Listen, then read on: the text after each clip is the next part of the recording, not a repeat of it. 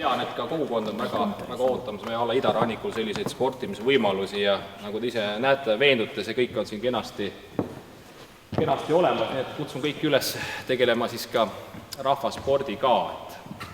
Aga ka selline ilus, modernne, avatud ja valguskülane aula ka ja siin on siis ka võimalik erinevaid üritusi hakata korraldama.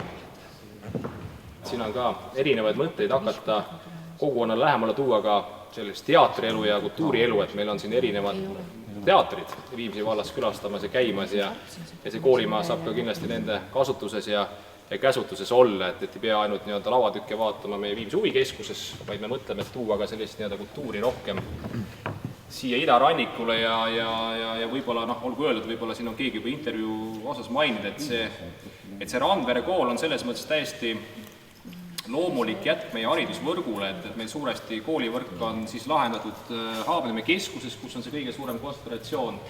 Meil on siis kool olemas valla põhjarannikul ja Prangli saarel ja puud on just koolis ka valla idarannikul ja see kool just siis rahuldab meie koolikohtade vajadusi siin 7 külas.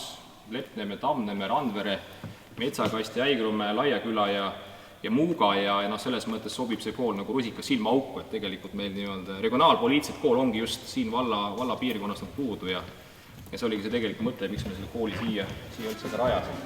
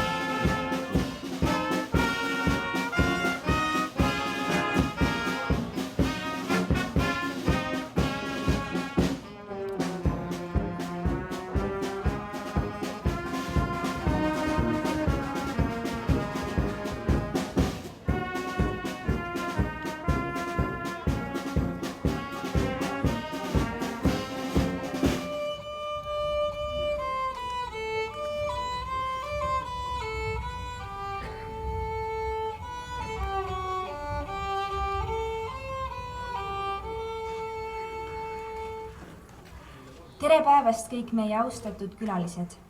Kas pole täna kaunis päev, sest meie kõrval seisab uus kool, kus kohe saab alguse uus elu.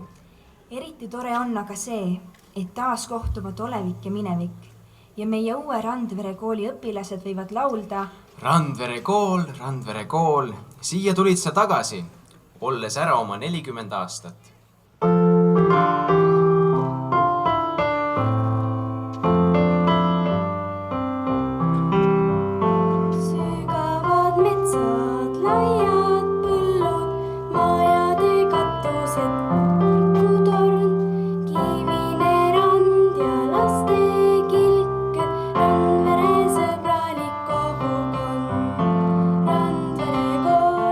Randvere kool, siia